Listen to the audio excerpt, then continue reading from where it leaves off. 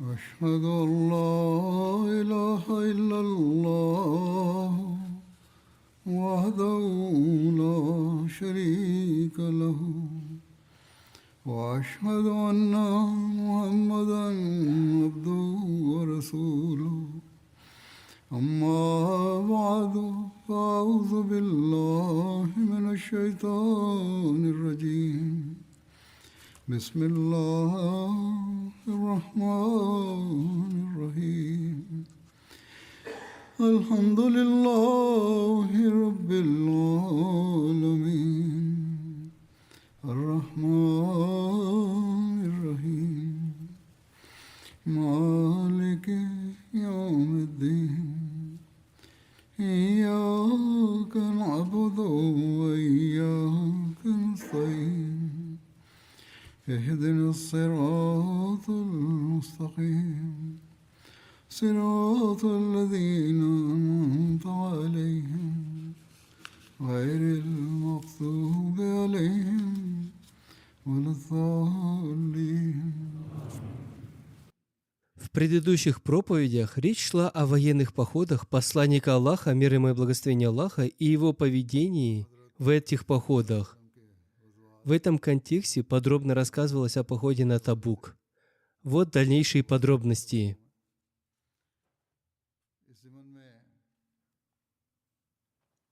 Написано, что в связи с этим одна женщина проявила великую искренность и рвение. Это описано так. Женщины ни в коем случае не отказывались от любых жертв во имя войны, как только могли. Они были в первых рядах, приносящих финансовые жертвы, снимая свои украшения и преподнося их посланнику Аллаха, мир ему и благословение Аллаха.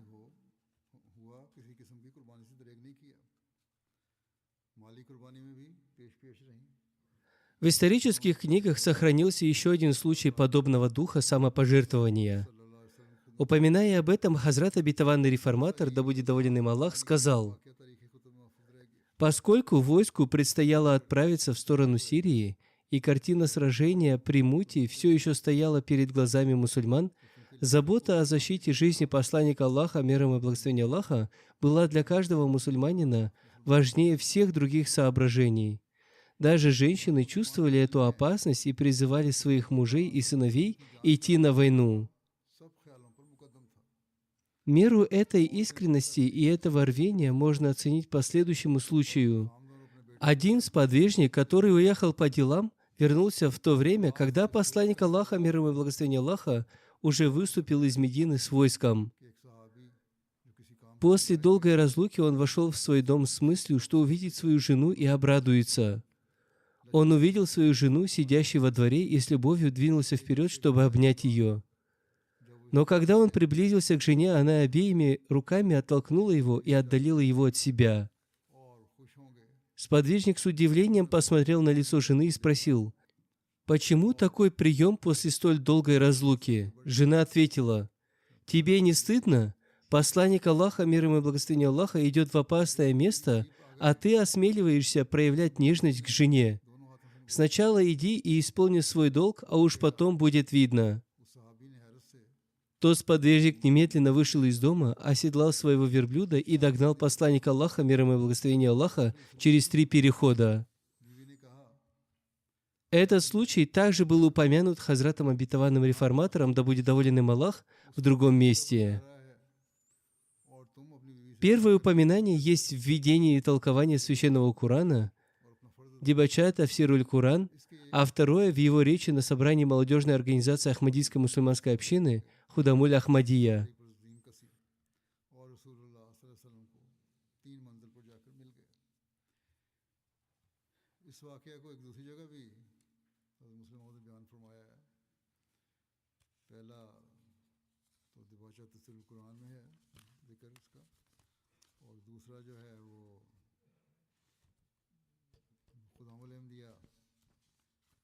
Хазрат обетованный реформатор, да будет доволен им Аллах, сказал: «Однажды посланник Аллаха, мир ему и благословение Аллаха, отправил одного сподвижника по делам. После этого произошло событие похода на Табук. Это место было чрезвычайно опасным. Римская империя в то время была такой же могущественной, как сегодня США и Россия. Посланнику Аллаха, мир ему и благословение Аллаха, пришлось отправиться против такой великой державы с небольшим войском. В Медине было очень мало мусульман, и даже окружающие жители не присоединились. Но даже если бы они присоединились, они не могли бы сравниться с императором Рима. Поэтому посланник Аллаха, мир ему и благословение Аллаха, повелел всем выступить на войну. Когда исламское войско выступило, тот сподвижник, которого посланник Аллаха, мир ему и благословение Аллаха, отправил по делам, вернулся. Он был молодым человеком, недавно женившимся. После долгой разлуки он вошел в свой дом и увидел свою жену, сидящую во дворе. Он направился прямо к ней и хотел обнять ее, но вместо ответной ласки жена сильно ударила его двумя руками в грудь, оттолкнула его и сказала: «Посланник Аллаха на поле битвы, а ты думаешь о любви с женой? Клянусь Аллахом, пока Мухаммад, посланник Аллаха, мир ему и благословение Аллаха, не вернется благополучно, я не взгляну даже на твое лицо». Тот сподвижник тут же вышел из дома, догнал исламское войско на расстоянии 3 переходов от Медины и вернулся домой только тогда, когда посланник Аллаха, мир ему и благословение Аллаха, вернулся в Медину со своими сподвижниками. Одним словом, это были те люди, кто без колебаний рисковал своей жизнью перед лицом любой опасности. Никакие трудности и страдания они не считали трудностями и страданиями, а всякий раз, когда представлялась возможность служения, они охотно жертвовали своими душами. Одним словом, в деталях об этом подробно написано, что, сделав 15, а согласно некоторым источникам 19 остановок, посланник Аллаха, мир ему и благословение Аллаха, со своими сподвижниками достигли местности Табук.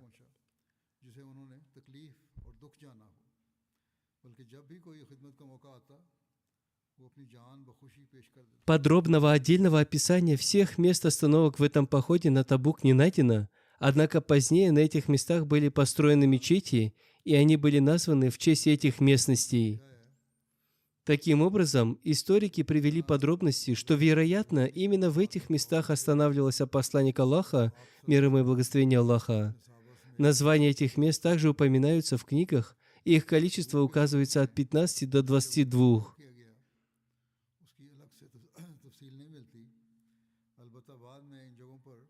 В книгах жизнеописания Ибн Исхака и Ибн Хишама упоминаются 17 мест, где были построены мечети, а именно Зуль-Хашиб, Файфа, Зуль-Маруа, Ракка, Вади-уль-Кура, Саид, Хейджр, Садр-Хаузи, Зуль-Джифа, Шак-Тара, Аль-Батра, Аль-А, Зат-Аль-Хатми, Ахдар, Зат-Аз-Зираб, Сания-Мадран и Табук.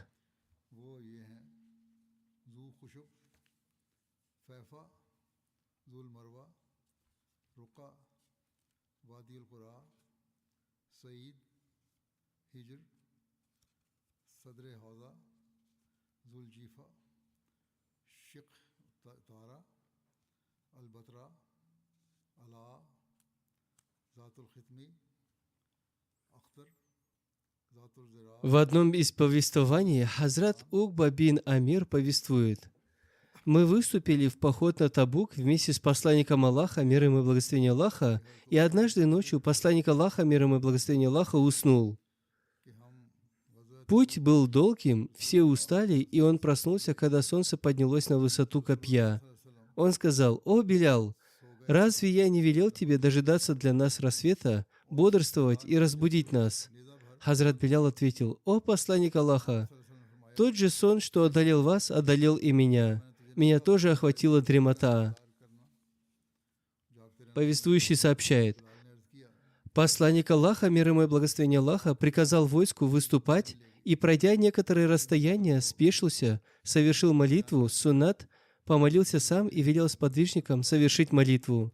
Затем он проездил весь день и всю ночь, пока на следующее утро не достиг Табука. В течение этого времени, хотя это и не записано, безусловно, молитвы совершались в свое время.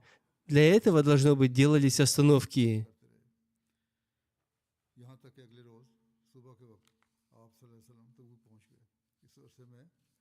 Достигнув Табука, посланник Аллаха, мир ему и благословение Аллаха, обратился к сподвижникам.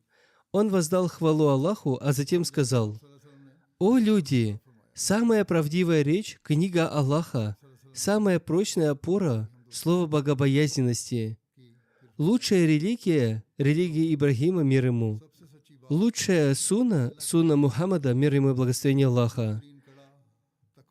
Самое возвышенное слово – поминание Аллаха.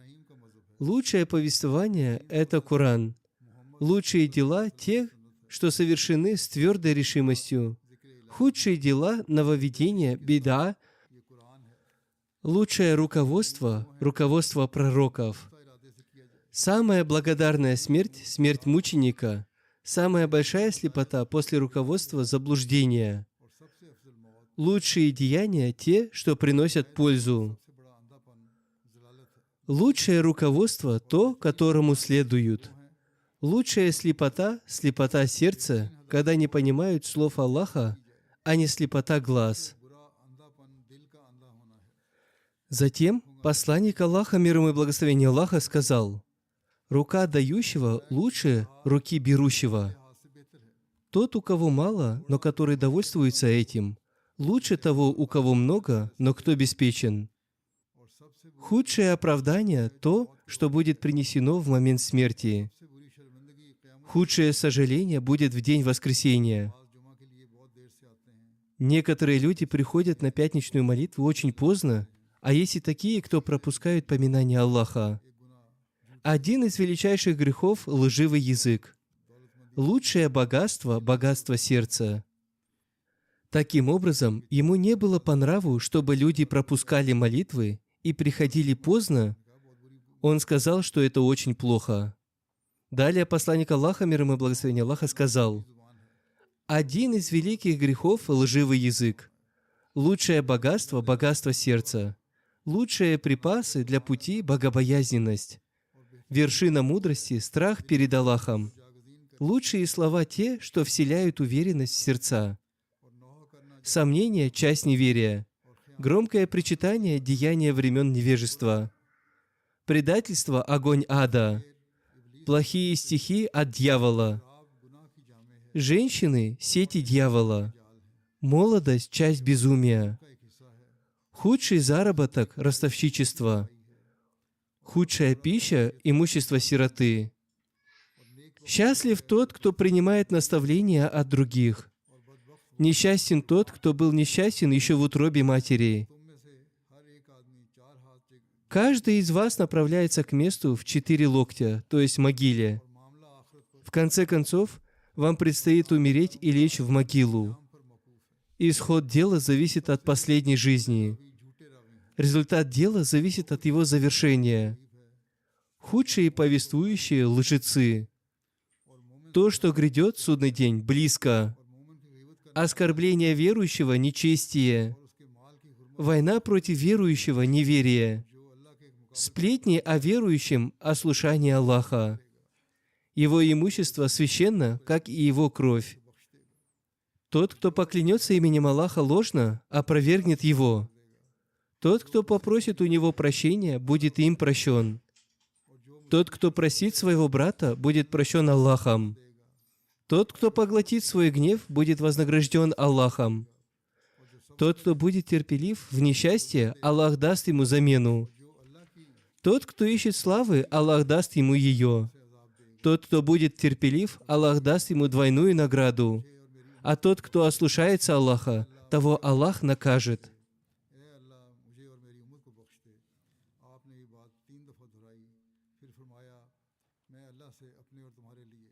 Затем посланник Аллаха, мир ему и благословение Аллаха, сказал: «О Аллах, прости меня и мою умму! О Аллах, прости меня и мою умму! О Аллах, прости меня и мою умму!» Повторив это трижды. Затем он, мир ему и благословение Аллаха, сказал: «Я прошу прощения у Аллаха для себя и для вас». Во время похода на Табук посланник Аллаха, мир ему и благословение Аллаха, также дал сподвижникам различные наставления. В ходе этого похода посланник Аллаха, мир ему и благословение Аллаха, обращался к сподвижникам с индивидуальными или коллективными наставлениями некоторые из которых упоминаются здесь. यकीनन लोगों में से बेहतरीन वो आदमी है जो अपने घोड़े या ऊँट की पुश्त पर सवार होकर या पैदल ही अल्लाह के रास्ते में काम करे यहाँ तक कि उसे मौत आ जाए और यकीनन लोगों में से बदतरीन वो गुनाहगार आदमी है जो अल्लाह की किताब तो पढ़ता है मगर अपनी जहालत को छोड़कर उसकी किसी बात की तरफ रुजू नहीं करता। Хазрат Абу Саид Худри, да будет доволен им Аллах, повествует, что в год похода на Табук посланник Аллаха, мир ему и благословение Аллаха, опираясь на свое верховое животное, обращался к людям. Он сказал: «Не указать ли мне вам на лучших и худших из людей? Поистине, лучший из людей – это человек, который, сидя на спине своего коня или верблюда, или же пешим, сражается на пути Аллаха, пока не придет к нему смерть. И поистине, худший из людей – это грешный человек, который читает книгу Аллаха, но, не оставляя своего невежества, не обращается ни к одной из ее заповедей». Посмотрите, сегодня многие люди заявляют, что читают Священный Коран, но нет никаких деяний, соответствующих ему. Передается от Хазрата Ибн Аббаса, да будет доволен им Аллах, что посланник Аллаха, мир ему и благословение Аллаха, обращаясь к своим сподвижникам в Табуке, сказал: «Среди людей несравненным является тот человек, который, оседлав своего коня, сражается на пути Аллаха и оберегает себя от зла людей. И неподражаемым является тот, кто обладает достатком и широкими возможностями, оказывает гостеприимство и уважение своему гостю и отдает ему его право». В этом месте также упоминается письмо с призывом к исламу, отправленное Ираклию. Когда посланник Аллаха, мир ему и благословение Аллаха, достиг Табука, Ираклий, так звали византийского императора, находился в Хомсе.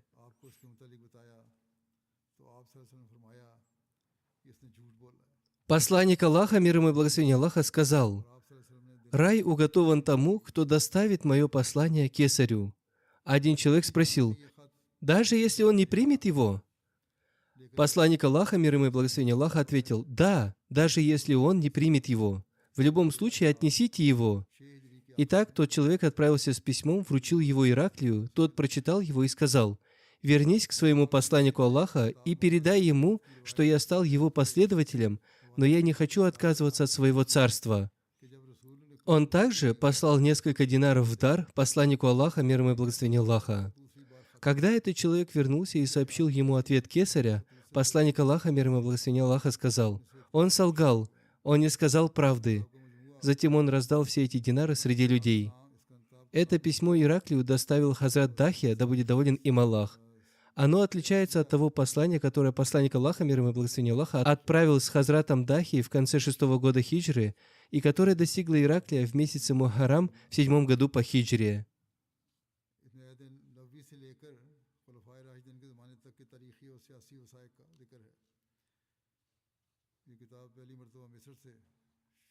Имам Ибн Хаджар, ссылаясь на сообщения из книг о военных походах и жизнеописании посланника Аллаха, мир ему и благословение Аллаха, высказал мнение, что когда посланник Аллаха, мир ему и благословение Аллаха, был в Табуке, он во второй раз направил письма императору и другим.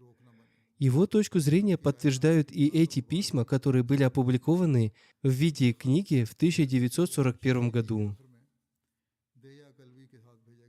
Название этого сборника «Маджмуа аль-Васаик ас-Сиясия лель-Ахд ан-Набави валь-Хилляфа ар-Рашида» — сборник политических документов пророческой эпохи и праведного халифата. Его автором является доктор Мухаммад Хамидуллах. В нем собраны исторические и политические документы от эпохи посланника Аллаха, мир ему и благословение Аллаха, до времен праведных халифов. Эта книга была впервые опубликована в Египте в 1941 году. Согласно ей, римскому императору были отправлены 2 письма. В первом письме содержалось требование не препятствовать его подданным принимать ислам, иначе грехи его народа падут на него самого. Это письмо было отправлено императору в конце 6-го года по хиджре с Дахи аль-Кальби. Во втором письме говорилось: «Прими ислам, а в случае отказа тебе придется платить джизью». Это письмо посланник Аллаха, мир ему и благословение Аллаха, также отправил с Хазратом Дахи, императору, во время похода на Табук. तबूक में क़याम के दौरान एला का हाकिम यूहन्ना बिन रोबा रसूलुल्लाह В истории упоминается мирный договор с жителями Айлы. Подробно об этом написано, что когда посланник Аллаха, мир ему и благословение Аллаха, достиг Табука, христианские правители в округе устрашились, и Всевышний Аллах навел на них такой страх, что те, кто еще недавно строили заговоры против мусульман, теперь стали беспокоиться о своем выживании и стали являться к посланнику Аллаха, мир ему и благословение Аллаха, с просьбами о заключении мира. Первым из них предстал перед ним правитель Айлы. Айла — это небольшой город на побережье Красного моря, близ Сирии. Он расположен на самой границе Хиджаза и в начале территории Сирии. Во время пребывания в Табуке правитель Айлы Юханна ибн Руба прибыл к посланнику Аллаха, мир ему и благословение Аллаха. С ним также пришли люди из Сирии, Йемена, из числа прибрежных жителей, а также люди из Джабары и Азру, и они тоже попросили о заключении мира. Посланник Аллаха, мир ему и благословение Аллаха, написал на них охранную грамоту. Посланник Аллаха, мир ему и благословение Аллаха, продиктовал: «Во имя Аллаха Всемилостивого, Милосердного». Это гарантия безопасности от Аллаха и его посланника Мухаммада, мир ему и благословение Аллаха, для Юханны ибн Рубы и жителей Айлы, для их судов, плавающих по морю, и их караванов, передвигающихся по суше. Они находятся под полной защитой Аллаха и Мухаммада, посланника Аллаха, мир ему и благословение Аллаха. Таким же образом, полная защита будет предоставлена их спутникам из Сирии, Йемена и прибрежных жителей. Тот, кто нарушит закон, лишится своего имущества. Тот, кто захватит имущество такого человека, будет иметь на него право. Им не будет запрещено пользоваться водой из какого-либо источника или колодца, и им не будет запрещено использовать какой-либо путь по морю или суше.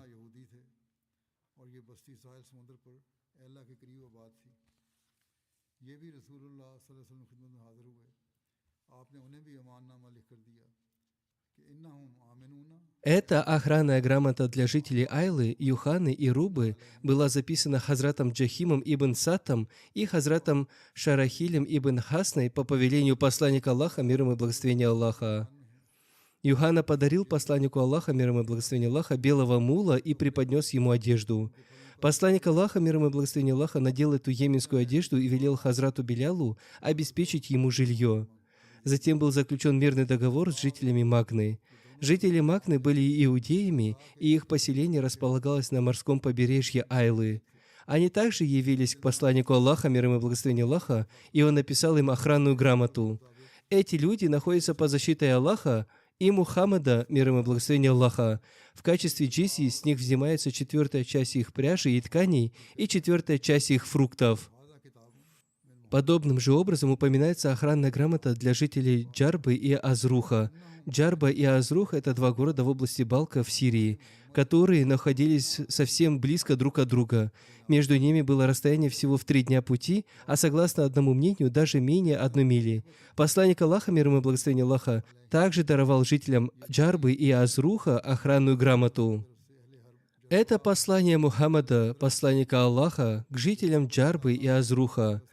Поистине, они находятся под защитой Аллаха и Мухаммада, и на них возлагается 100 динаров каждый месяц Раджаб, и они должны быть полноценными по весу, и Аллах – поручитель за них. В связи с походом на Табук также упоминается один военный отряд Цария, отряд Халида ибн Валида, направленный к Укайдиру ибн Абдуль-Малику. Находясь в Табуке, в месяце Раджаб в 9 году по хиджре, посланник Аллаха, мир ему и благословение Аллаха, направил Халида ибн Аль-Валида с отрядом из 420 всадников в сторону Думат Аль-Джандаля против Укайдира ибн Абдуль-Малика. Думат Аль-Джандаль – это крепость и поселение между Сирией и Мединой, расположенное на расстоянии 15-16 дней пути от лучезарной Медины. Эта крепость находилась на расстоянии около 400 километров от Табука. Укайдир был из племени Бану Кинда, он был его правителем. Он был христианином. Посланник Аллаха, мир ему и благословение Аллаха, сказал Хазрату Халиду: «Ты увидишь его ночью, когда он будет охотиться на корову, и когда ты схватишь его, То есть Всевышний Аллах показал своему посланнику Аллаха, мир ему и благословение Аллаха, это видение о том, что произойдет, и что если они нападут в тот момент, то захватят его. Затем он сказал: «Аллах дарует вам победу над Думой. Если вы одолеете его, не убивайте его, а приведите ко мне. Если же он откажется, сдастся и станет сражаться, тогда убейте его». О выступлении Хазрата Халида написано следующее. Хазрат Халид отправился в том направлении и приблизился к крепости настолько, что она стала видна. Ночь была лунной. Укадир находился на крыше со своей женой Рабаб бинт Наиф аль-Кинди. Вдруг появилась дикая корова и стала бодать рогами ворота крепости. Жена Укадира сказала ему: «Видел ли ты когда-нибудь такое, чтобы дикая корова из леса пришла и билась рогами о ворота дворца?» Укадир сказал: «Клянусь Аллахом, я никогда такого не видел». На что женщина сказала: «Кто может упустить такую возможность?» Он ответил: «Никто». Правитель сказал: «Я сейчас поохочусь и принесу ее».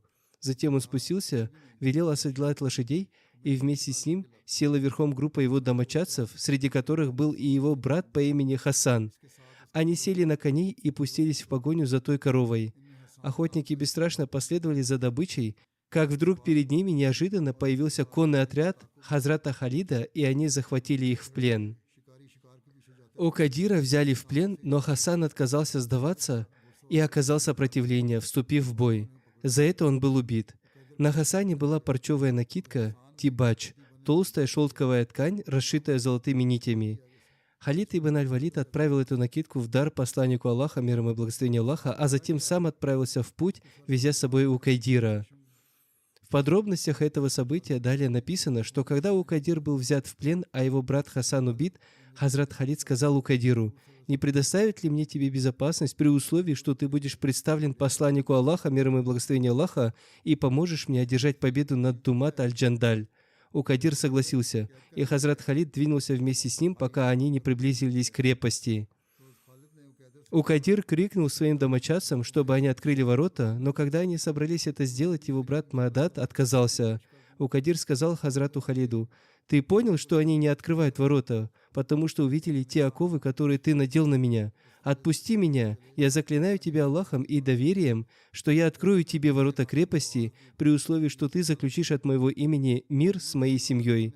Хазрат Халид сказал: «Я заключу с тобой мир». Укадир сказал: «Если хочешь, я назначу тебя арбитром, или если пожелаешь, ты назначь меня арбитром». Хазрат Халид ответил: «Мы примем от тебя то, что ты предложишь». Затем Хазрат Халид отпустил его. Укадир открыл ворота крепости. Брат Укадира Мадат также был пленен, и все вещи, о которых договорились, были получены. В этой битве мусульмане получили 2000 верблюдов, 800 рабов, 400 кольчуг и 400 копий. Из этой добычи была выделена 1/5 часть, принадлежащая Аллаху и его посланнику, мир ему и благословение Аллаха, а остальное было распределено среди участвовавших в походе муджахидов.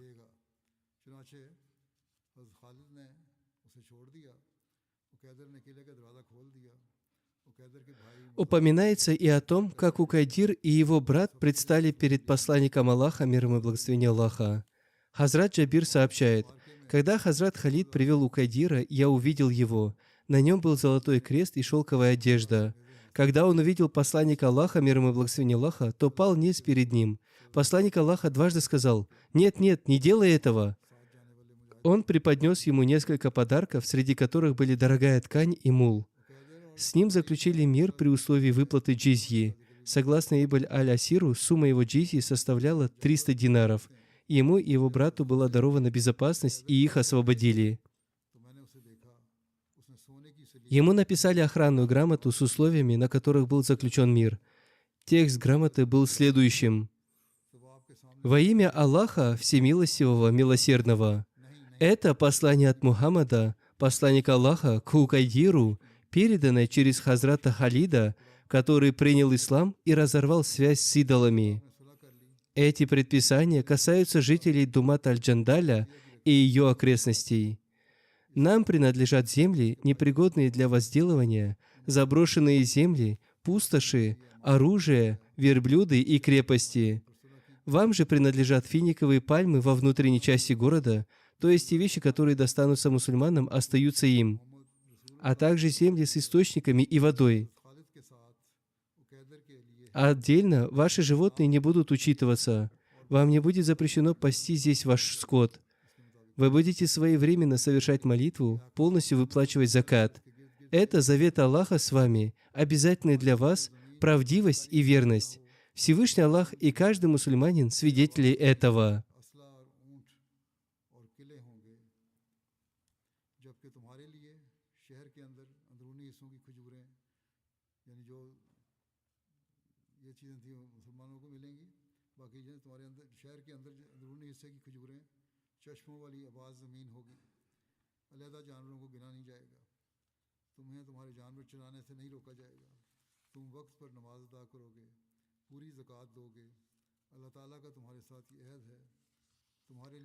В связи с походом на Табук также упоминается смерть одного сподвижника и его погребение, вид которого вызвал у некоторых великих сподвижников желание оказаться на его месте. Хазрат Абдуллах ибн Масуд, да будет доволен им Аллах, повествует: «Я был с посланником Аллаха, мир ему и благословение Аллаха, в походе на Табук. Однажды я проснулся в полночь и увидел свет огня с одной стороны лагеря. Я направился туда, чтобы посмотреть, что это, и увидел, что это были посланник Аллаха, мир ему и благословение Аллаха, Хазрат Абу Бакр и Хазрат Умар, да будет доволен ими Аллах. Я увидел, что Хазрат Абдуллах Зуль-Биджайдан Музни, да будет доволен им Аллах, скончался, и они уже выкопали для него могилу.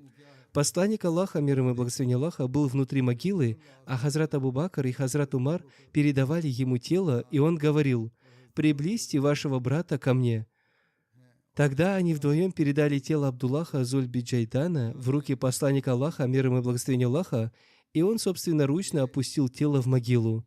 Затем он вознес молитву: «О Аллах, я завершил этот вечер довольным им, так будь и ты доволен им».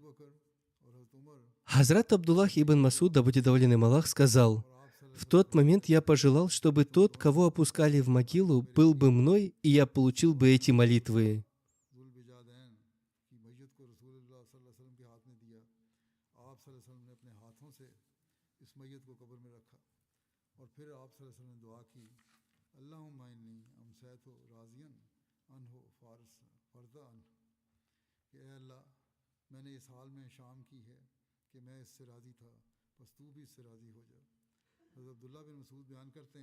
Хазрат Абдуллах Зуль-Биджайдан, да будет доволен им Аллах, принадлежал к племени Бану Музайна.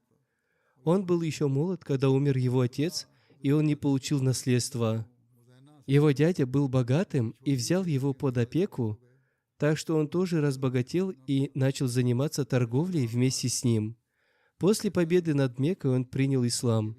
Когда он принял ислам, его дядя отобрал у него все, вплоть до его изара, набедренной повязки, отняв даже одежду, которую он носил на поясе. Затем пришла его мать, разделила свою накидку на две части, и Хазрат Абдуллах использовал одну часть как изар, а другую накинул на себя. Затем он пришел в Медину и лег в мечети. Утром он совершил молитву с посланником Аллаха, мир ему и благословение Аллаха. Говорят, что когда посланник Аллаха, мир ему и благословение Аллаха, завершал утреннюю молитву, он внимательно смотрел на людей, чтобы видеть, кто присутствует, и если был новый человек, он замечал его.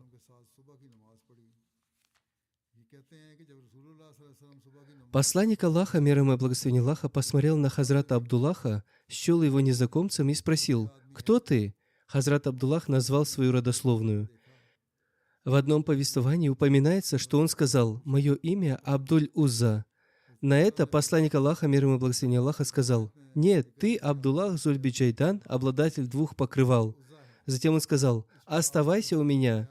Так он стал одним из гостей посланника Аллаха, мир ему и благословение Аллаха, и посланник Аллаха учил его священному Корану, пока он не выучил его большую часть.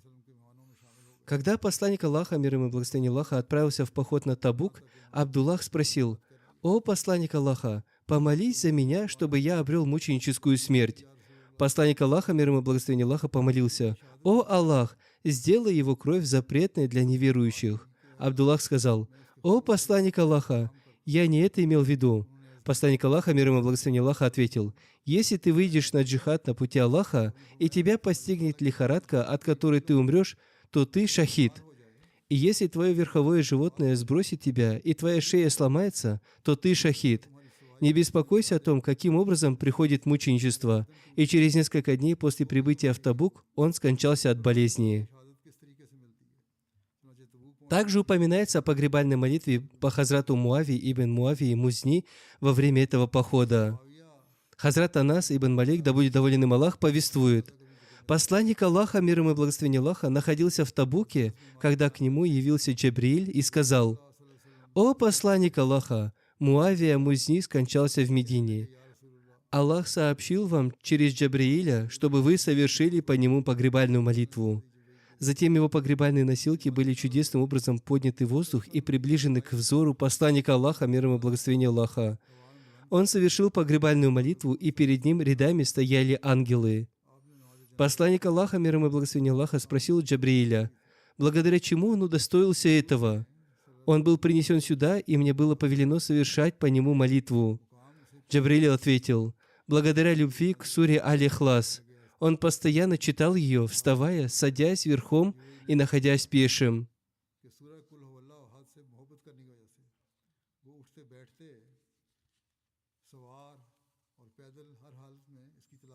Также упоминается, что после прибытия в Табук посланник Аллаха, мир ему и благословение Аллаха, проконсультировался со сподвижниками относительно дальнейшего продвижения. Подробности таковы. Посланник Аллаха, мир ему и благословение Аллаха, провел совещание с подвижниками о продвижении вперед. Хазрат Умар, да будет доволен им Аллах, сказал: «О посланник Аллаха, если вам приказано двигаться дальше, то вы обязательно должны отправиться. То есть, хорошо, мы пойдем с вами». Посланник Аллаха, мир ему и благословение Аллаха, ответил: «Если бы мне было приказано свыше двигаться дальше, я не стал бы советоваться с вами». Тогда Хазрат Умар сказал: «О посланник Аллаха, у римлян много войск, и среди них нет ни одного мусульманина. Мы приблизились к ним. Само наше приближение уже напугало их. Давайте мы вернемся в этом году, пока не появится новое решение, или Всевышний Аллах не создаст иную ситуацию». Услышав это, посланник Аллаха, мир ему и благословение Аллаха, принял решение вернуться, пробыв в Табуке, как сказано, 20 дней. Согласно другому мнению, он пробыл в Табуке менее 20 дней. Эти два различных повествования были согласованы следующим образом. В мнении о 20 днях учтены и день прибытия в Табук, и день отъезда из него, тогда как в другом мнении эти 2 дня не учитываются.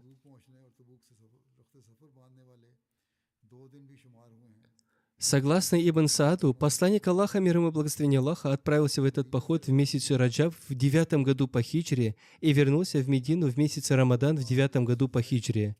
Между этими 2 месяцами находится месяц Шаабан.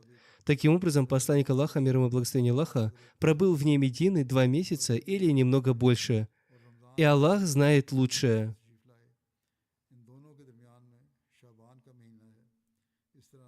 Хазрат Обетованный Реформатор, да будет доволен им Аллах, также пояснил это. Когда посланник Аллаха, мир ему и благословение Аллаха, достиг местности Табук, близ Сирии, он направил людей в разные стороны, чтобы выяснить реальное положение дел.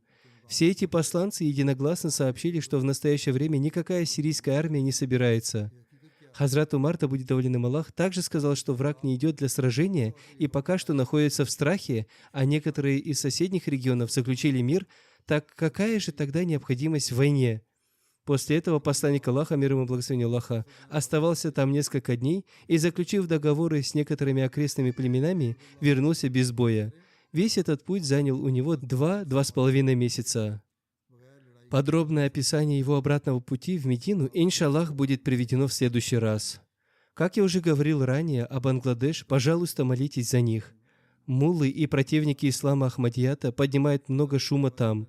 Вчера, возможно, у мулл тоже проходило собрание, поэтому, пожалуйста, особенно молитесь за них. Пусть Всевышний Аллах защитит каждого мусульманина Ахмади от их зла. Также молитесь за мусульман Ахмади Пакистана. Пусть Всевышний Аллах хранит их в безопасности. Более того, существует большая потребность в молитвах. Когда противников подавляют любым способом, даже законно, их гнев в конечном итоге обрушивается на мусульман Ахмади. Поэтому мусульмане Ахмади должны уделять больше внимания молитвам и мерам предосторожности. Также молитесь за палестинцев. Несмотря на соглашение и перемирие, их также массово убивают. Пусть Всевышний Аллах смилостивится над ними. Также молитесь за мусульман Ахмади в Африке.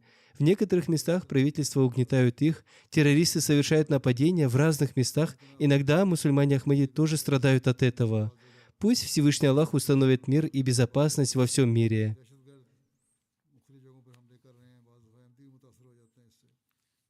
После пятничной молитвы я также совершу погребальную молитву в отсутствии тела покойного по Мухаммаду Хусейну Сахибу, сыну Мухаммада Исмаила из Рабвы, который скончался на днях в возрасте 80 лет. Инна лиляхи ва инна иляхи раджиун. Покойный был Муси и при жизни уже выплатил свою долю наследства. Кроме супруги, у него остались 3 дочери и 4 сына. Его сын, Мухаммад Имран, является миссионером общины в Нигере, Западная Африка, где он удостоен чести служения, по этой причине он не смог присутствовать на похоронах отца. Также его сын Мухаммад Лукман посвятил свою жизнь служению религии и является местным миссионером, муалимом общины.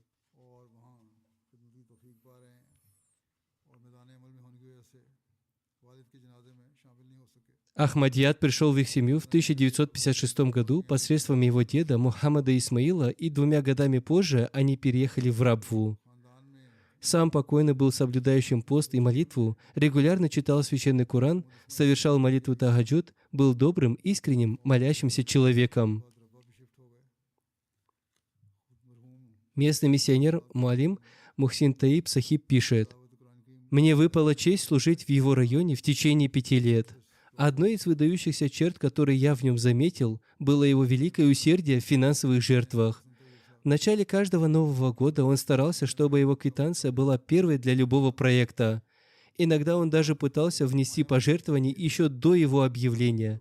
Точно так же, когда в конце года просили о дополнительных взносах, он, согласно своим возможностям, вносил еще больше.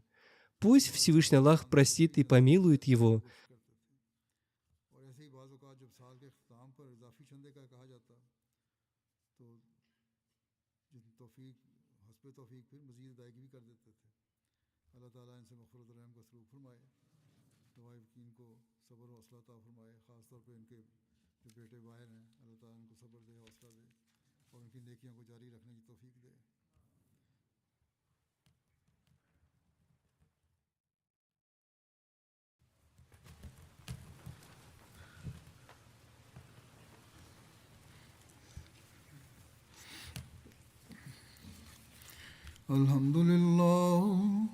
الحمد لله نحمده ونستعينه ونستغفره ونؤمن به ونتوكل عليه ونعوذ بالله من شرور أنفسنا ومن سيئات أعمالنا من يهده الله فلا مضل له ومن يضلل فلا هادي له ونشهد أن لا إله إلا الله ونشهد أن محمدا عبده ورسوله عباد الله رحمكم الله إن الله يأمر بالعدل والإحسان وإيتاء ذي القربى وينهى عن الفحشاء والمنكر والبغي يعظكم لعلكم تذكرون اذكروا الله يذكركم وادعوه يستجب لكم ولذكر الله أكبر